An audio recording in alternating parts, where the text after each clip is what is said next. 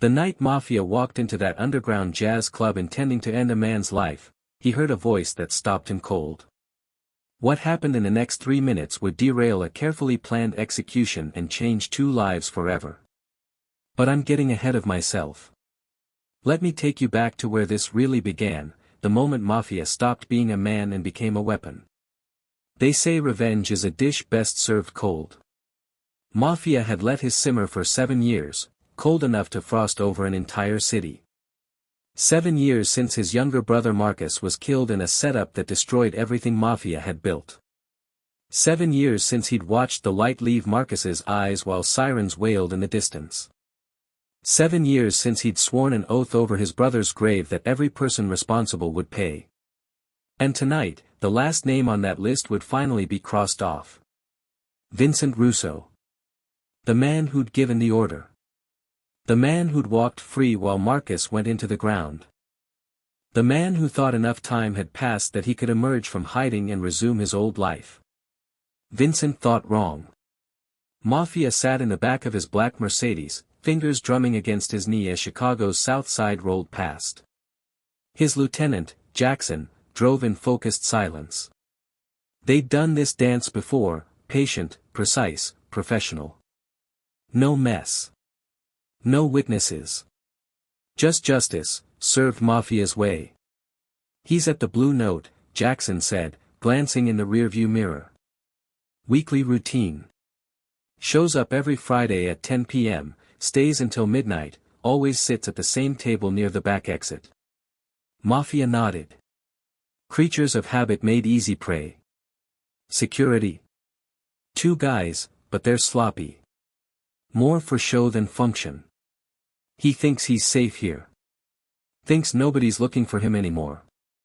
A cold smile touched Mafia's lips. Vincent Russo had spent 7 years looking over his shoulder. Recently he'd stopped. That was his first mistake. His last mistake would be walking into the Blue Note tonight. What Mafia didn't know, what he couldn't have known, was that fate had other plans. Because sometimes, the universe intervenes. And sometimes, it does so through the voice of a woman who's forgotten how to hope. But first, let me tell you about Elena Hart. Because her story matters just as much as his, even if neither of them knew it yet. Elena had been singing at the Blue Note for 3 months, and it was killing her slowly from the inside out. Not the singing itself, that was the only thing keeping her alive. It was everything else. The dingy dressing room that smelled like cigarettes and desperation. The drunk customers who thought buying a drink entitled them to touch her hand or comment on her body. The owner who paid her barely enough to cover rent and reminded her weekly that singers are a dime a dozen, sweetheart. She was 31 years old and so tired she could barely remember what hope felt like. 10 years ago, Elena Hart had been the most promising jazz vocalist to come out of Berklee College of Music. Record labels were interested. Managers were calling. Her future looked brighter than the Chicago skyline at midnight. Then her mother got sick. Stage 4 cancer, aggressive and expensive. Elena came home to take care of her, putting her career on hold just temporarily. Temporarily became 6 months. 6 months became a year. A year became 3 years, and by the time her mother passed, Elena's moment had passed with her. The industry moves fast. Younger talent emerged. Labels stopped returning calls. Managers found new clients. And Elena found herself auditioning for gigs at third-rate clubs, being told she was too old, not commercial enough, lacking that special something. She'd landed at the Blue Note because it was the only place that said yes. And she sang there every Friday and Saturday night, pouring her grief and rage and fading dreams into songs nobody really listened to while they drank overpriced whiskey and conducted business in the shadows. But tonight, Elena had decided something. Tonight would be her last performance at the Blue Note. Last performance anywhere, actually. She was done. Done fighting, done hoping, done pretending that talent and passion mattered in a world that only cared about connections and luck and being in the right place at the right time. After tonight, she'd take that office job her friend had mentioned. Data entry. Predictable hours. Steady paycheck. A life without music, but at least a life without constant disappointment. She'd made peace with it. Or so she told herself as she stood in front of the cracked dressing room mirror, applying lipstick with a hand that trembled slightly. Last time, she whispered to her reflection. Make it count. She chose her final song carefully. I Loves You, Porgy, a piece about a woman begging her lover not to leave her, knowing he will anyway. About love and loss and the painful acceptance of endings. It felt appropriate. Elena walked onto that small, dim stage at 10:30 p.m. The club was moderately full. Couples in booths. Business types at the bar. A man sitting alone near the back exit, looking nervous. Probably waiting for someone. She didn't notice the two men who just entered. Didn't see the way one of them scanned the room with predator's eyes, cataloging exits and threats. Didn't sense the cold purpose radiating from the tall, dark-haired man in the expensive suit who moved like violence contained in human form. She stepped up to the microphone, nodded to the pianist, and closed her eyes. And she began to sing. Mafia spotted Vincent immediately. Same table as reported, nursing a scotch, checking his watch. Waiting for a business associate who'd been conveniently delayed, courtesy of a phone call Jackson had arranged. Vincent would wait. And while he waited, he'd die. Clean. Quick. Justice delivered. Mafia's hand moved to the weapon concealed beneath his jacket. He began crossing the room, each step calculated, his peripheral vision tracking the two security guards who were absorbed in conversation near the bar. Sloppy, like Jackson had said. This would be easier than, the music started. Just piano at first, slow and mournful. Then a voice joined, female, smoky, and so saturated with pain it felt like a physical thing. Mafia's steps faltered. I loves you, Porgy, don't let him take me. Don't let him handle me and drive me mad.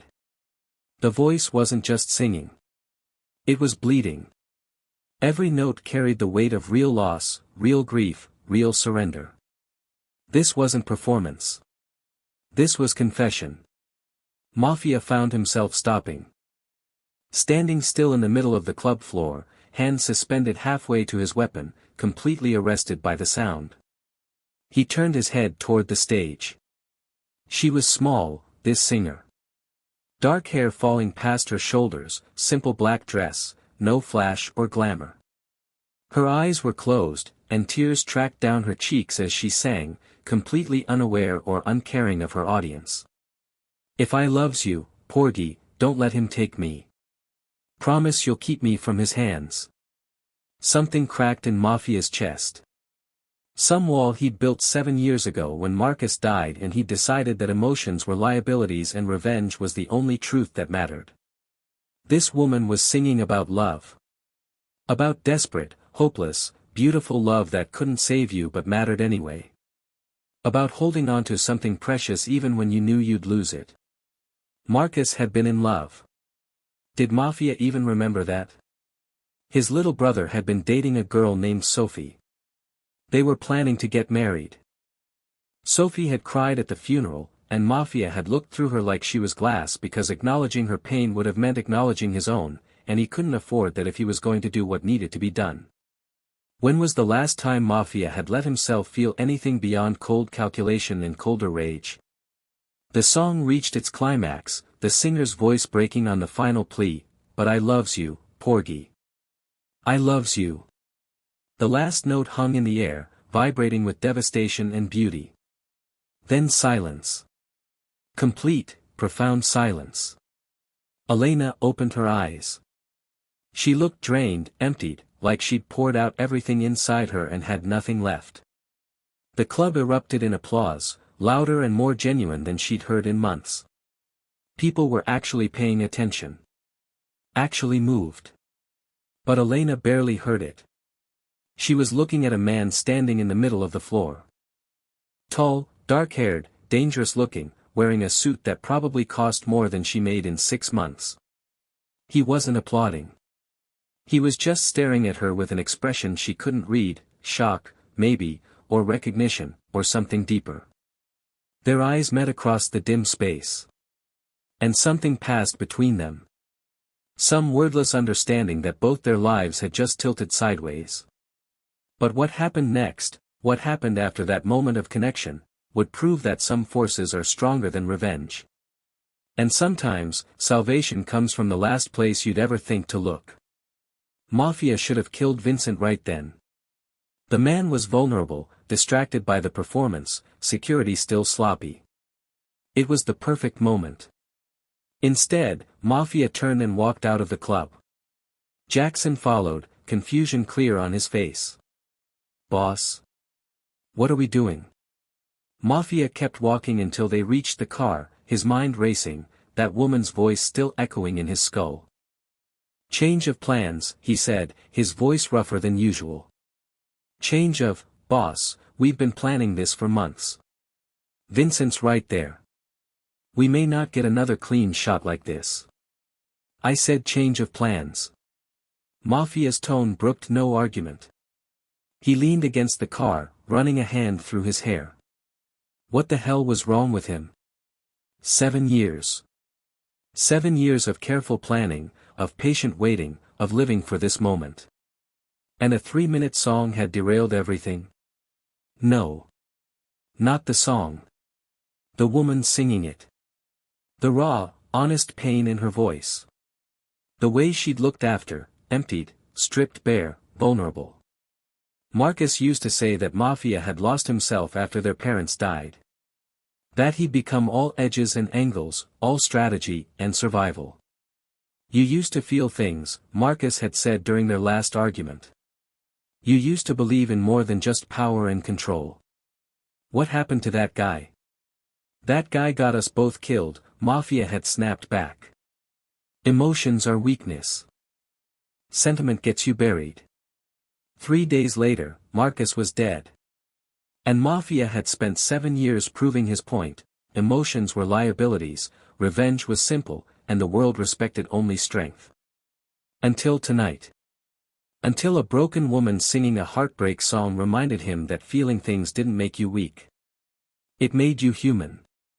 "Find out everything about her," Mafia said abruptly. "The singer. I want to know who she is, where she lives, what she cares about. Everything." Jackson's eyebrows rose. "The singer? Boss, what does she have to do with everything? Now go." Jackson hesitated, then pulled out his phone and made some calls. Mafia stood in the cold Chicago night and tried to understand what was happening to him. Tried to reconcile the man who'd walked into that club ready to commit murder with the man who'd walked out unable to think about anything except a stranger's voice. 20 minutes later, Jackson had the information. Elena Hart. 31. Graduated Berklee College of Music 10 years ago, was supposedly on track for a major career. Dropped everything to take care of her dying mother. Mother passed 3 years ago. Since then, she's been scraping by on small gigs at places like the Blue Note. No family. Few friends. Lives alone in a studio apartment in Pilsen. Bills are overdue. She's struggling, boss. Struggling. The word didn't do justice to what Mafia had heard in her voice. That wasn't struggle. That was someone at the end of their rope, holding on by fingernails. "One more thing," Jackson added, scrolling through his phone. "I hacked her email. She sent a resignation letter to the Blue Note owner this morning. Tonight was supposed to be her last performance. She's quitting music." Something fierce and protective surged in Mafia's chest. This woman, this extraordinarily talented woman, was giving up. Walking away from the gift that could move a man like him to tears. And the world was going to let it happen because the world didn't care about talent or passion or the human cost of broken dreams. Well. Mafia cared about control. About power. About making things happen that other people said were impossible. If he could orchestrate revenge across 7 years, he could sure as hell orchestrate a second chance for a singer who deserved better. Set up a meeting, he said. Tomorrow. I want to talk to her. About? About what comes next. Jackson looked at him like he'd grown a second head. Boss, we've got unfinished business. Vincent is still, Vincent can wait. Mafia opened the car door. Or maybe Vincent can live. I haven't decided yet. But right now, there's something more important than revenge. What's more important than revenge? Mafia thought about Marcus. About Sophie crying at the funeral. About 7 years of cold calculation that had kept him sharp but hollow. Redemption, he said quietly. Maybe it's time I tried that instead. Elena was packing up her dressing room when the knock came. It was almost midnight. The club had cleared out, just the owner counting receipts at the bar and the janitor sweeping up. Yeah, she called, stuffing her sheet music into a worn bag. The door opened. A man stepped in, not the dangerous-looking one from the floor, but someone almost as intimidating. Well-dressed, alert, military bearing. Miss Hart. My name is Jackson. My employer would like to speak with you. He's waiting outside. Elena frowned. Your employer? Is this about tonight's performance? Because I already gave my notice, so if there's a complaint, no complaint. He wants to discuss an opportunity. 5 minutes of your time. That's all I'm asking. Something in his tone, respectful, serious, made Elena curious despite herself. What kind of opportunity started with a midnight meeting in an alley? Probably the kind that ended badly. She should say no. She should finish packing and go home and start her new, safe, music-free life. But then again, what did she have to lose? 5 minutes, she agreed. Jackson led her out the back door into the alley where a black Mercedes was parked. The rear door opened, and the dangerous man from inside emerged. Up close, he was even more striking. Tall, broad-shouldered, with dark eyes that had seen things Elena couldn't imagine. A scar along his jawline suggested violence survived. But his expression wasn't threatening. It was, searching. Miss Hart, he said, his voice deep and controlled. Thank you for agreeing to meet. My name is Mafia. Elena blinked. Mafia? That's actually your name. A slight smile. It's what people call me. Long story. Okay, Mafia. What's this about? Jackson mentioned an opportunity. Mafia studied her face for a moment, and Elena had the unsettling sensation of being truly seen, not evaluated or judged, but witnessed. Your voice, he said finally, is extraordinary. The most beautiful thing I've heard in years. Maybe ever. Elena's defenses went up immediately. She'd heard plenty of compliments from men who wanted something. Thank you. But I'm sure you didn't wait in an alley at midnight just to tell me that. No. I waited because I want to offer you something. A chance to perform for people who will actually appreciate what you have. To record music that matters. To build the career you should have had 10 years ago. Elena laughed, a short, bitter sound. Right. And what exactly do you want in return? Because men like you don't make offers like that without expecting something. Men like me. His tone was curious, not offended. Powerful. Rich. Dangerous. She met his eyes directly. I'm not stupid. I know what you are. I've seen enough movies to recognize the type. So what's the catch? You want me as arm candy for your criminal social events? Some kind of high-class escort? Because I'm not, I want you to sing. His voice cut through her cynicism, firm but gentle. That's all. I want you to share your gift with people who have forgotten what beauty sounds like. And in return, I'll fund your career. Studio time, marketing, connections, everything you need to break through. No strings. No expectations beyond the music. Elena stared at him. Why? Why would you do that? Mafia was quiet for a long moment, his jaw working like he was struggling with words that didn't come easily. Because 7 years ago, my brother died. And I spent 7 years becoming someone cold enough, hard enough, to deliver justice for his death. Tonight, I walked into that club intending to kill a man. And then I heard you sing. He paused. Your voice reminded me that I used to be someone else. Someone who believed in more than revenge. Someone who thought beautiful things were worth protecting. I don't know if I can be that person again.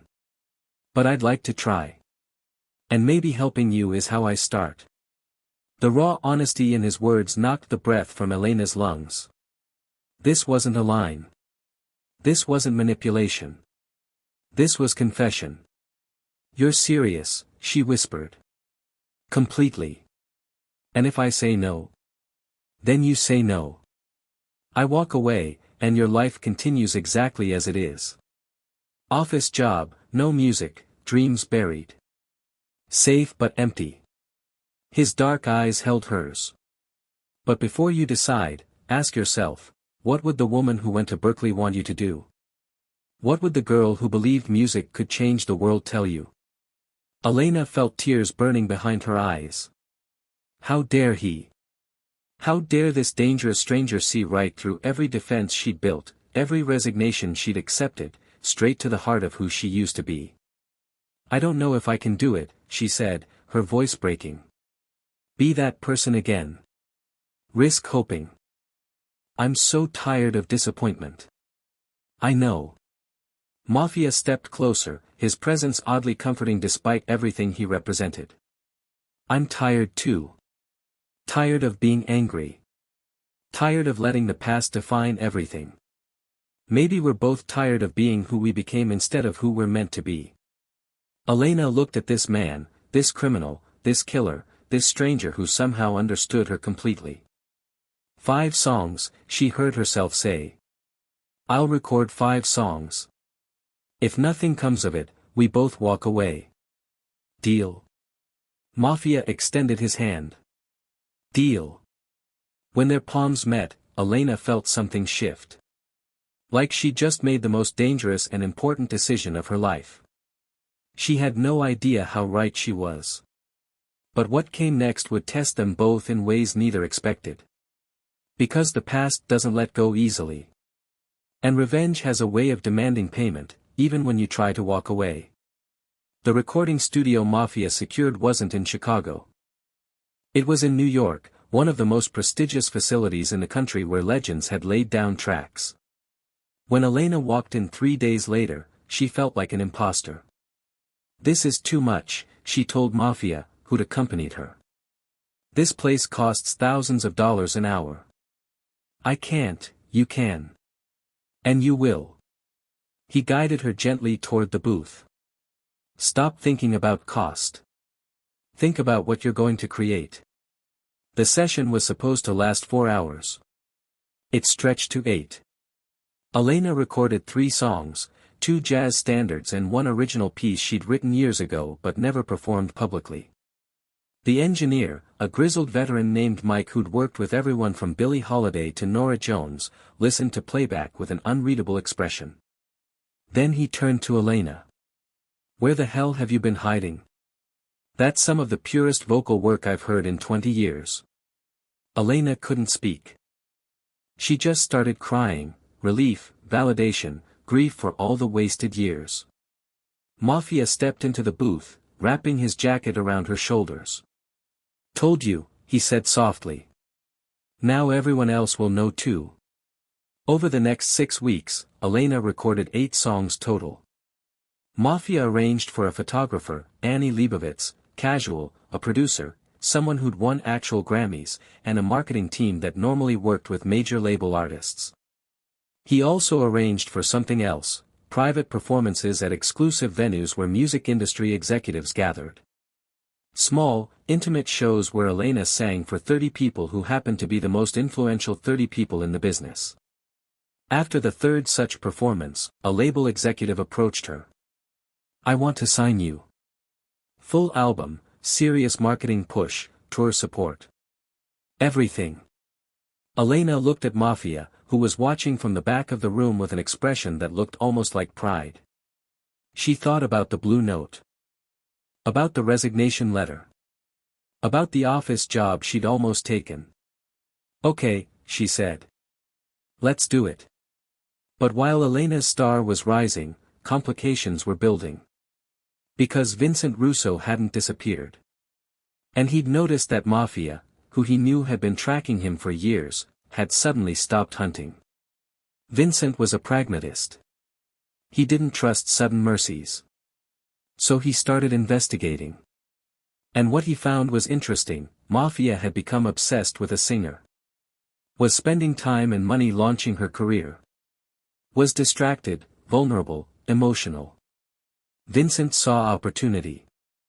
3 months after Elena's first recording session, Jackson burst into Mafia's office. "We have a problem. Vincent's people have been asking about Elena. Taking photos, following her. Boss, they know." Mafia went very still. "Know what?" "That she matters to you. That you're invested. Vincent's putting together a move. I don't know what yet, but, get her security. Now. 24-hour detail. Best people we have. Already done. But boss, there's something else. He's putting out word in the industry. Rumors that Elena's career is funded by criminal money. That she's a mob associate. That signing her is buying into a legal nightmare." Mafia's jaw tightened. Brilliant. Vincent couldn't touch him directly, so he was attacking Elena's career. Destroying the thing Mafia had built for her. Forcing him to choose between protecting her dreams and protecting her life. "Call a meeting," Mafia said quietly. "With Vincent. Tonight." "Boss, that's exactly what he wants. He's trying to draw you out." "I know. Let him. It's time we finished this." Elena knew something was wrong when 4 stone-faced men in tactical gear showed up at her apartment. "We're your new security detail," the lead guy explained. "Mr. Mafia's orders. Effective immediately." "Security? Why would I need?" Her phone rang. "Mafia's number." "Don't panic," he said as soon as she answered. "But there's a situation. Someone from my past is targeting you to get to me. You're safe, I've made sure of that, but we need to talk." 20 minutes later, he was at her apartment, Jackson and the security team securing the perimeter. "Tell me everything," Elena demanded. So he did. He told her about Marcus, about Vincent, about 7 years of hunting. About walking into the blue note that night with murder in mind. About how her voice had stopped him. About choosing redemption over revenge. "And now he's coming after me because you let him live?" Elena's voice was sharp. "You put a target on my back by being, what, merciful? I put a target on your back by being selfish." Mafia's expression was raw. "I should have stayed away from you. Should have helped anonymously and never gotten close. But I wanted. I needed." He trailed off. "Needed what?" "Needed to remember how to be human. You gave me that. Your music, your passion, your resilience. I've spent 7 years as a weapon. You made me want to be a man again." Elena sank onto her couch, head in her hands. Her album was supposed to drop in 2 weeks. She had showcase performances scheduled, press interviews lined up, a future she'd finally let herself believe in. "What do I do?" she whispered. Mafia knelt in front of her, taking her hands. "You have 3 choices. 1, walk away. I'll make sure Vincent knows you mean nothing to me. He'll lose interest. Your career might survive the rumors. 2, let me handle it. I meet with Vincent, settle this permanently. But that means I become who I was again. And I don't know if I can come back from that twice. What's 3? 3, we face it together. You release your album, do your shows, build your career. I deal with Vincent, but I do it differently. Not with violence. With strategy. Leverage. Exposure. I dismantle him the way he's trying to dismantle you, publicly, legally, permanently. Elena looked at this man who'd given her back her dreams and inadvertently threatened them simultaneously. I'm not walking away from music again. I can't. It would kill me. She squeezed his hands. And I'm not letting you become a killer to protect me. That would kill who you're trying to be. So 3. So 3. Together. But Mafia, she met his eyes. After this is done, after Vincent is neutralized and my career is safe, I need the truth from you. All of it. Who you really are, what you've really done, whether there's actually a future for, whatever this is between us. He nodded slowly. Fair. You deserve that. Okay then. Elena stood, pulling him up with her. Let's finish this. What's the plan? The meeting with Vincent took place 3 days later in a neutral location, a private room at a high-end restaurant, secured by both parties, weapons checked at the door. Vincent Russo was shorter than Mafia remembered, softer around the edges, 7 years of hiding having diminished him. Mafia, Vincent said, fake warmth in his voice. Been a while. Not long enough. I heard you've been busy. Launching music careers now. That's a new line of work for you. What do you want, Vincent? Vincent leaned back, smiling. Want? I want what I've always wanted, to live my life without looking over my shoulder. But I keep hearing about this dangerous man who's been hunting me. So I figured I'd remind you why that's a bad idea. Your pretty little singer, she's vulnerable.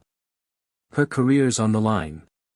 One word from me in the right ears, and she's blacklisted forever. So here's my offer, you forget about Marcus, about revenge, about all that ancient history. And I forget about Elena Hart. Mafia was quiet for a long moment. Then he smiled. And it was a terrifying thing. Here's the problem with your plan, Vincent. You're 7 years out of the game. I'm not. You think you can destroy Elena's career? I think you're underestimating what I've built. He pulled out his phone and placed it on the table. Elena's album is dropping tomorrow, not in 2 weeks. Why? Because 3 major streaming platforms have already secured exclusive previews. Why? Because I made some calls. Her first single has been added to rotation on 47 radio stations. Why? Because I made some investments. She has showcase performances scheduled at 3 major festivals. Why? Because I made some arrangements. Mafia leaned forward. You want to spread rumors? Go ahead. By the time your Whisper campaign gains traction, she'll be established enough that it won't matter. People will think you're bitter, jealous, lying. Which, incidentally, you are. Vincent's smile faded. You can't, I'm not done. Mafia slid a folder across the table. That contains documentation of every illegal deal you made before you went into hiding. Names, dates, amounts. Also contains evidence of 3 murders you ordered, including detailed testimony from 2 witnesses willing to go on record. And finally, it contains the current location of your daughter, Sophia, right, who you haven't seen in 7 years but who'd probably love to know where her father is. Especially since she just became a federal prosecutor. Vincent went pale. You wouldn't. I would. But I don't want to. Because 7 years ago, I swore I'd kill you for what you did to Marcus. And I could have. Many times. But I chose not to. You know why? Because a woman sang a song that reminded me my brother wouldn't want me to become a monster to avenge him. Marcus believed in better things. In second chances. In choosing light over darkness. Mafia stood. So here's my offer, you disappear. Again. Permanently this time. And you never speak Elena Hart's name. Never even think it. Because if anything happens to her, if her career mysteriously tanks, if she gets hurt, if she even has a bad day that seems suspicious, I will assume you're responsible. And then I'll deliver that folder to your daughter personally. And we'll see how merciful she feels. Vincent stared at him. After all this time, after what I took from you, you're just letting me go. I'm letting you run. There's a difference. Run far enough, fast enough, and maybe you get to keep your freedom.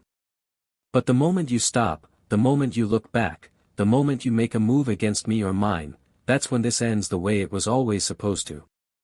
Mafia walked to the door, then paused. Marcus used to say that revenge doesn't bring back what you've lost. It just loses more of yourself. I didn't understand that until recently. But I understand it now. So go, Vincent. While I still have the mercy to let you. He left without looking back. Elena's album, After Midnight, dropped the next day and debuted at number 3 on the jazz charts.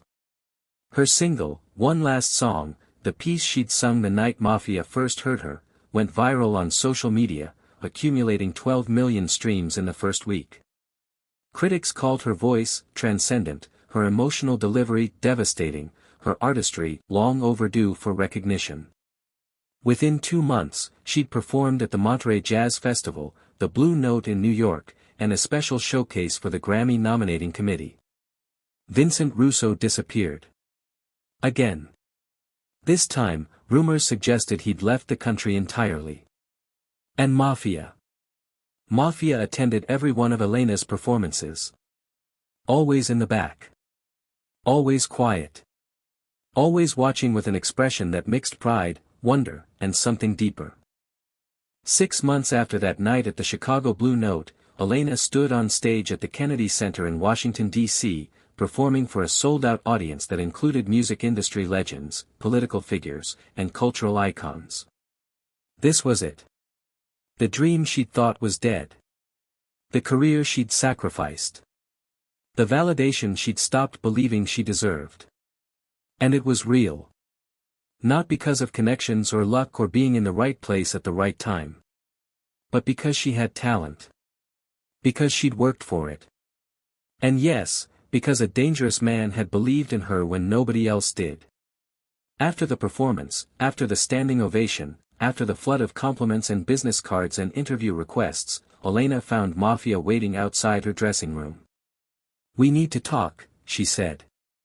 He nodded. "I know." They walked through the Kennedy Center's halls until they found a quiet balcony overlooking the Potomac River. The Washington Monument glowed in the distance. "You promised me the truth," Elena said. "About who you are. What you've done. Whether there's a future for us." "I did." Mafia leaned against the railing. "So here it is, my real name is Marcus Chen. My brother, the one who died, we took different paths. He went legitimate. I went into the family business. We argued about it constantly. He thought I was wasting my potential on violence and crime. I thought he was naive. 3 days after our last fight, someone killed him to send me a message. And I spent 7 years proving I was exactly what he'd feared I'd become." He turned to face her. "I've done things I can't undo. Hurt people. Broken laws. Built an empire on fear and calculation. Vincent isn't the only person on my list, just the last one. The others. I handled them. Not all of them walked away." Elena absorbed this, her expression carefully neutral. "Are you asking me to forgive you?" "No. I'm asking if you can accept who I was while I figure out who I'm trying to be. I'm not promising I'll become someone good. But I am promising I'll try. For Marcus. For you. For myself. And if I can't accept it? If it's too much?" Mafia smiled sadly. Then I'd disappear too. Leave you to build your career without the complication of my history. I'll make sure you're safe, make sure your success continues, and then I'll step back. Because Elena, his voice roughened. You saved me that night. Reminded me I was human. I won't repay that by dragging you into darkness. Elena was quiet for a long time, watching the river flow beneath them. My mother, she said finally, used to tell me that people aren't defined by their worst moments. That everyone deserves grace if they're willing to change. I spent 3 years watching her fight cancer, and you know what she never did? She never became bitter. Never stopped believing in beauty and second chances and the possibility that tomorrow could be better than today. She looked at him. I think she'd tell me you're worth the risk. Are you sure? No. But I haven't been sure about anything since the night I sang my last song at a dive bar and a stranger decided I deserved better. Elena stepped closer. You gave me back my life. My dreams. My voice. Maybe I can give you back your humanity. Maybe we save each other. When Mafia kissed her, it felt like redemption and promise and the beginning of something neither of them had believed possible. 1 year later, Elena Hart won a Grammy for Best New Jazz Artist. In her acceptance speech, she thanked her mother, her team, and the person who reminded me that it's never too late to reclaim your dreams. Mafia watched from the audience, Marcus Chin now, legitimately investing in music venues, arts programs, and second-chance initiatives for artists who'd been overlooked. He'd walked away from the criminal empire slowly, carefully, dismantling what he'd built and redirecting those resources into building something new. Was he redeemed? Maybe not entirely. Probably not ever. But he was trying. And sometimes, trying is enough. As Elena left the stage, Grammy in hand, tears streaming down her face, she found him in the crowd. Their eyes met. She mouthed 2 words, thank you. He mouthed back, you saved me. Because that's the truth about second chances. Sometimes they come from unexpected places. Sometimes they arrive when you've given up hope. Sometimes they sound like a woman singing her heart out in a jazz club, unaware that her voice is stopping a man from committing murder. And sometimes, if you're very lucky, second chances become new beginnings. Revenge becomes redemption. Endings become openings. All because someone chose to sing one last song. If this story reminded you that it's never too late to change, that beauty can transform even the darkest hearts, and that second chances are real if you're brave enough to take them, share it with someone who needs to hear it. Because we all have moments when we have to choose, become who we're expected to be, or risk becoming who we're meant to be. Choose wisely. Choose bravely. Choose life. New stories of transformation, redemption, and unexpected hope coming soon. Until then, remember that your voice matters. Your gifts matter. And it's never, ever too late to reclaim your dreams.